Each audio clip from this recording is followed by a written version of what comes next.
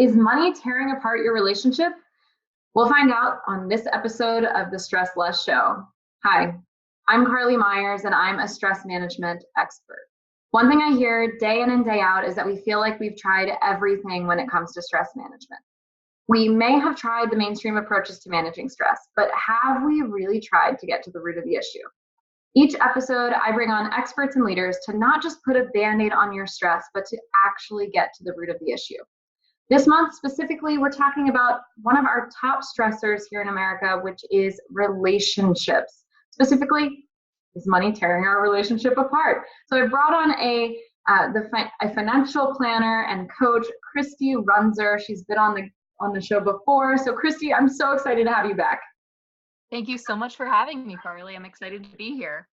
Absolutely, absolutely. So before we hit the record button, we talked about how you got into this line of work, and I thought it was just such a bizarre story. It's not very common, so I'm curious if you want to share that with the audience or the listeners.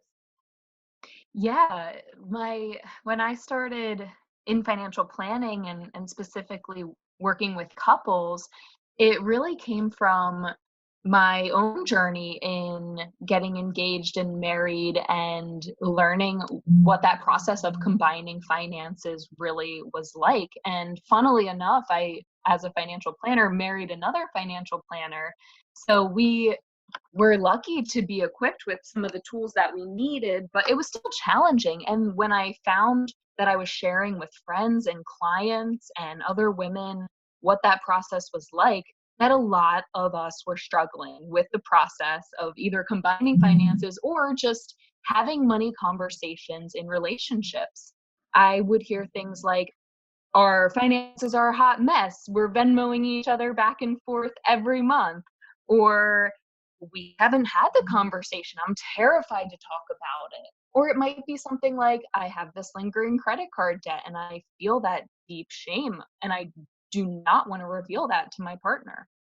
And I found so funny about when we were talking about it before the show is that you were talking about how easy it was for you and your partner to talk about money, right? So you had a little, had some money here and you're like, oh, why don't we shift it to this goal this month? Or why don't we do that? And I was like, that is not normal, And so I'm so excited to have you on the show to help those of us who are struggling in our relationships and talking about money, and how do we, should we combine? Should we keep it separate? What's affecting our relationship and money? And I'm just so excited to hear your thoughts. So why don't we start there's a lot to unpack here. I'm excited. Yeah. So why don't we start with you? We talked about like one of the most important pieces of just even our own relationship with money. Do you mind sharing like your first piece of advice with us? Yeah, my first piece of advice would be to determine your money story.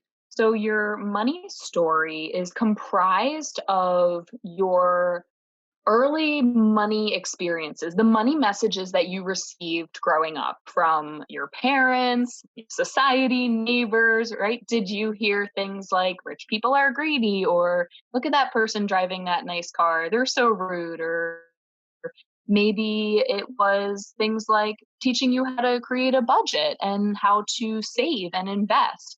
But what's interesting is that we all have our own unique money story. And so when you're in a relationship, those money stories sometimes may clash or sometimes may allow you to get on the same page quicker. So by determining what your money story is and the things that you think about money, the way you feel about money, your beliefs, your views, and learning that also about your partner, the two of you are able to see really what may be fueling things that could be causing you to clash and tear apart the relationship, or maybe ways where you can start to work better together. The more that you can learn about yourself and your partner and those money experiences and where you stand with money and you share that, the better you'll be able to communicate about money and understand each other. And that reduces things like fighting and not being on the same page.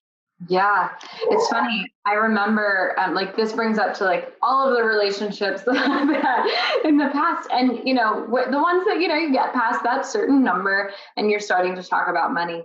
And, I grew up in a lower middle class family, and so I had a specific life experience, and I have a specific thought about this, which was, in one of my former relationships, I was dating a gentleman who was, oh, he's a gentleman, but he's a gentleman who actually,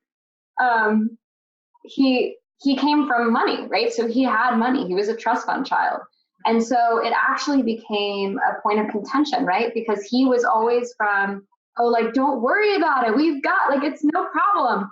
And couldn't really conceptualize, like, no, I have to save up for like a year to afford that, right? And so determining where you both come from so you can really like put that out there and be aware of it. Oh my goodness, I can't even imagine how that would have probably helped that past relationship for me. Yeah, that's true. That's a really great example. And that's exactly right, where those differences can clash and you might not be on the same page. Absolutely. So what is your next tip for those of us who are listening? My next tip is to communicate with your partner about money. So, whether you are totally avoiding the conversation or maybe you're just not on the same page, communication around money is huge.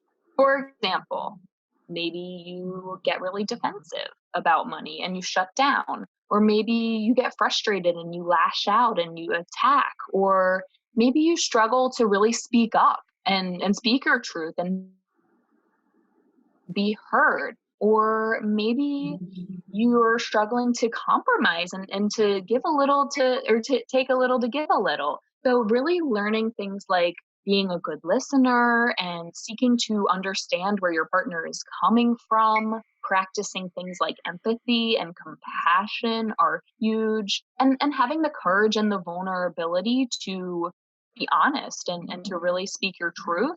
Starting to practice those techniques will make the world of a difference in a money conversation.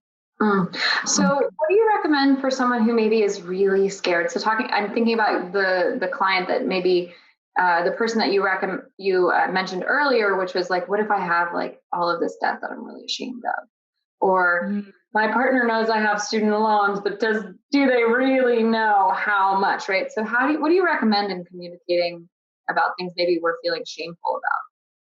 Yeah, because sometimes the old rip the band-aid off and just do it advice doesn't always work. Now, if you want to just go for it, you can, but sometimes it takes a process of self-exploration first and understanding that shame and that doubt and that questioning and learning how to heal and release that for yourself before you can share. So it's okay to take some time to turn inward and heal within yourself before you go outward and communicate that with your partner. Oh, I think that's great. So what is your final tip for those of us who are listening? Final tip is to set money goals. How are you going to know what to do with your money if you don't know what you're working towards, right? Create a vision. Figure out what's important to you, what you value, what you really want to get out of this life. And those life goals ultimately become your money goals. So set those not only for yourself, but together with your partner so that the two of you really know what's important, what you value, and what you're working towards. That's such a great and simple tip. It's funny that even like from my experience, right? I'm like, I got to take Kristy's advice because sometimes we get so caught up on our own goals and what we want to achieve. But when we combine that vision, we can create something even more powerful. I love that. So thank you, Kristy, so much for being on the show. Where can we find you? You can find me at onroutefinancial.com. I'm also On Route Financial on Instagram. Come over and say hey. Awesome. All right. Thank you so much for joining this episode of The Stress Less Show. This episode was sponsored by the Stress Less Space. It's located at 16th and Walnut in Philadelphia, PA. The Stress Less Space is the ultimate lady cave for women to relax and recharge away from the chaos of everyday life. You can find more information by visiting stresslessco.com. Take care, and we'll see you next week.